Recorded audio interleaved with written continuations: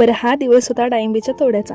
जवळजवळ 2 आठवडे झाले डाळिंब तोडून, पण माझ्या लक्षात राहिलं ना हा व्हिडिओ अपलोड करायचा. सकाळची कामं आवरून मी गोठा वगैरे चेक केला एकदा. इथेच डाळिंब भरायची होती. धनुला आणि तिच्या आईला आज आम्ही बेघर केलं होतं, कारण डाळिंब गोठ्यातच भरणार होतो.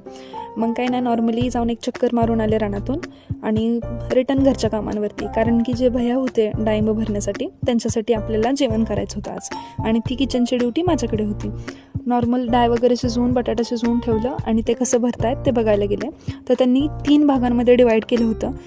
एक छान 1 नंबरचा माल, दुसरा थोडे चट्टे असलेला माल, आणि तिसरा जो डांबराचा आपण नंतर पुण्याला देणार होतो, ते फक्त 2 प्रकारचे माल घेणार होते. रेट पण सांगते, थांबा. आपल्या डाळिंबीला 123 रुपये किलोचा रेट मिळाला. आपला माल निघाला होता 1 टन 600 किलो. जास्त माल निघाला नव्हता. आणि त्यावेळेस 2 आठवड्यांपूर्वी डाळिंबीला मार्केट चांगलं होतं. म्हणजे चांगले माल तुमचे 170 रुपये किलोने सुद्धा घेत होते, 100-150 रुपये किलोने वगैरे जात होते. आता असं ऐकण्यात येतं की जरा मार्केट कमी होत चाललं आहे म्हणून डाळिंबीचा. तरी आपल्याला चांगला भाव मिळाला. नंतर मी आणि मम्मीने चपात्या वगैरे करून घेतला आणि असं भैयांना तर जेवायला वाढलं. त्यांचं जेवण झाल्यानंतर त्यांनी गाडी वगैरे भरायला घेतली आणि आपली 16 कॅरेट ही अशी डांबराची निघली होती, ती आपण पुण्याला दिली होती नंतर विकण्यासाठी.